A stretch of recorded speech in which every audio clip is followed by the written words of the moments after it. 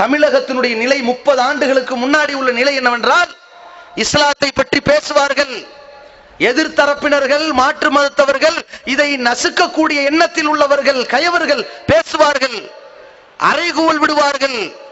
குர்ஆன் மனிதர்களுக்கு தேவையற்ற ஒரு வேதம், தீவிரவாதத்தை போதிக்கின்ற வேதம், ஆபாசத்தை எடுத்துரைக்கிற தூதர், யாராவது என்னோடு விவாதிக்க தயாரா என்று பேசிட்டு போய்விடுவார்கள். அப்பொழுது யாரும் வாய் திறக்க முடியாத காலம். நாத்திகர்கள் ஒரு ஏடு விட்டார்கள், புத்தகங்கள், குர்ஆனோ குர்ஆன், பைபிளோ பைபிள், கீதையோ கீதை என்று கிண்டல் அடித்து புத்தகத்தை வெளியிட்டார்கள். இதை மறுத்து பேச துணி உண்டா கேட்டார்கள்.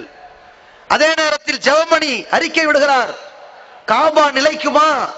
எது அல்லாஹுவால் முதல் ஆதம் நபி அவர்கள் தலைமையில கட்டப்பட்டுச்சே அந்த காபத்துல்லா இன்னைக்கு நிலைச்சுக்கிட்டு இருக்குது, அது நிலைக்காது, அழிஞ்சு போயிரும். புத்தகம் வெளியிடுகிறார். தமிழகத்திலே இந்த முபாகலாவுக்கு பிறகு அல்லாஹ் என்ன செய்கிறான்? இந்த சத்திய ஜோதியை எங்கெல்லாம் வெடிக்க வைக்கிறோம்னு பாரு. நம்முடைய ஏகத்துவ பிரச்சாரம் எப்படி போகும்? அல்லாஹ் சொல்கிறான், பல் நக்திஃபு பில் ஹக்கி அலல் பாத்தில். சத்தியத்தை எடுத்து, இந்த ஆயுதத்தை எடுத்து அசத்தியத்தின் மீது ஓங்கி எறிகிறோம். ஃபைதாஹும யதுமஹு. இந்த அசத்தியத்தை, இந்த சத்தியம் மண்டை கபாலத்தில் அடித்து நொறுக்குகிறது, அசத்தியம் அழிந்தே போய்விடுகிறது. அல்லாஹ் சொன்னானா இல்லையா? அந்த மாதிரியான ஒரு புரட்சி தமிழகத்தில் உருவெடுக்கிறது.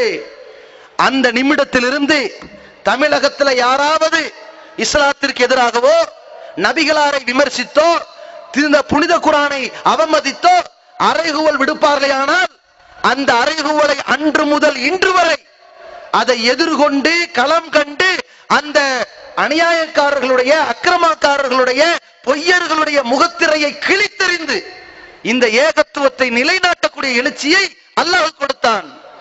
எப்படிப்பட்ட எழுச்சி? ஜெபமணி புக்கு போட்டாரு, காபா நிலைக்குமாண்டு. பதிலடி போடப்படுகிறது, கப்சா நிலைக்குமா? நீ சொல்றது அம்புட்டு பொய், நீ சொல்ற கப்சா நிலைக்காது, அந்த காபா நிலைக்கும். விவாதிக்கலாமா? விவாதம் நடக்கிறது. ஜெபமணியோடு விவாதம், விவாத களங்கள் அப்படி அனல் பறக்கும் விவாதம் நடக்கிறது. என்னடா இது? இத்தனை நாளா இந்த இஸ்லாத்திற்கு எதிராக, இறைவனுக்கு எதிராக, முஸ்லிம்களுக்கு எதிராக எதை பேசினாலும் வாய் திறக்காத நேரத்துல புதுசா உண்டாயிருக்கிறாங்களே. இதான் ஏகத்துவத்திற்கு அல்லாஹ் கொடுத்திருக்கிற கிஃப்ட். இதான் வளர்ச்சி. எப்படிப்பட்ட வளர்ச்சி? அந்த கட்டத்துல அவர் ஒரு வார காலமா விவாதம் பண்றாரு. கடைசியில ஒரு இக்கட்டான கட்டம் வருது. பைபிளில் சொல்லப்படுகிறது, சாவுக்கு ஏதுவான ஒன்றை ஒருத்தன் சாப்பிட்டு அவன் சாக மாட்டான், விஷத்தை தின்னாலும் சாக மாட்டான். அப்படிப்பட்டவன் தான் உண்மையான கிறிஸ்தவன், பைபிளை நம்பியவன் வருது. அதே மாதிரி செத்தவனை அழைச்சா எந்திரிச்சு வந்துருவான், குருடனை பார்க்க வைப்பான், செவிடனை கேட்க வைப்பான். அதான் பைபிளுடைய சித்தாந்தம்னு சொல்லப்பட்டுருச்சு. சொல்லப்பட்டவன பிஜே அவர்கள் கேள்வி கேட்டார், போ எந்திரி. இந்த மதுரையில விவாதம் மதுரையில் நடக்குது. அங்க இருக்கிற ஆஸ்பத்திரியில போய் டெட் பாடி எல்லாம் என்ன செய்வோம்?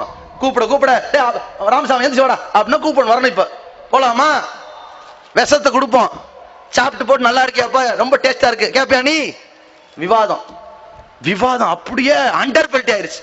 அதாவது பிஜே ரொம்ப நல்ல மனுஷன், தொண்டிலிருந்து அவங்க அண்ணன் வருவார் அடிக்கடி, நானும் அவரும் சேர்ந்து அங்க போவோம், காலேஜுக்கு போவோம், புக்கு படிப்போம். விவாதத்துக்கு பதில் சொல்லுங்க, அதான் சொல்லிட்டு இருக்கல, புக்கு படிப்போம். வெளியூர் ஒரு அடிக்கடி நாங்க ஒரே பஸ்ல போய்கிட்டு இருக்கிறோம், பஸ்ல முன்னாடி நான் பின்னாடி உட்காரோம். விவாதத்துக்கு பதில் சொல்லியா? அதான் எதுவாக இருந்தாலும் நம்ம நண்பர்களா இருக்கும்போது நமக்குள்ள பிரிவினை வரக்கூடாது. விவாதத்துக்கு பதில் சொல்லுங்க, நம்ம அடுத்த வாரம் மீண்டும் சந்திப்போம். அதோட போனவர் தான். ஒருத்த வாய் திறக்க முடிஞ்சதா? எத்தனை கிறிஸ்தவ அறிஞர்களிடத்தில் விவாதம் சந்தித்திருக்கிறோம். நாத்திகர்கள் கேட்டார்கள். இந்த தமிழகத்தில் இதனால் வரை எந்த ஜமாத்துகள், பாக்கியாத்து சாலிகாத்தினுடைய ஆலிம் பெருந்தகைகள், மன்பவுல் உலா ஆலிம் பெருந்தகைகள், லால்பேட்டை, வேலூர் மதரசா, இங்க காயல்பட்டினம் மகளரா, எத்தனை மதரசாக்களை எடுத்துக்கொண்டாலும் அந்த ஆலிம் பெருந்தகைகள் இது போன்ற பிற மதத்தவர்கள், நாத்திகர்கள், கிறிஸ்தவர்கள் என்று அவர்கள் இஸ்லாம் குறித்து கேட்கிற கேள்விகளை எதிர்கொண்டார்களா? அவர்களிடத்தில் அசத்தியம் இருந்ததால் எதிர்கொள்ள திராணி இல்லாமல் போனது. இங்கே சத்தியம் இருந்ததால் அல்லாஹ் அங்கே எழுச்சியோடு எழுந்து கொள்ள வைத்தான். எல்லா விவாதங்களையும் சந்தித்து அல்லாஹ்வுடைய கிருபையினால் ஒருத்தனைக்கு வாய் திறக்க முடியாது. குருமூர்த்தி இப்ப ஆரம்பிச்சார், சோவுக்கு அடுத்த வாரிசு. குருமூர்த்தி கேட்டார், திருக்குரான் அது தீவிரவாதத்தை போதிக்கின்ற வேதம், வாழா விவாதத்துக்கு வந்தாரா?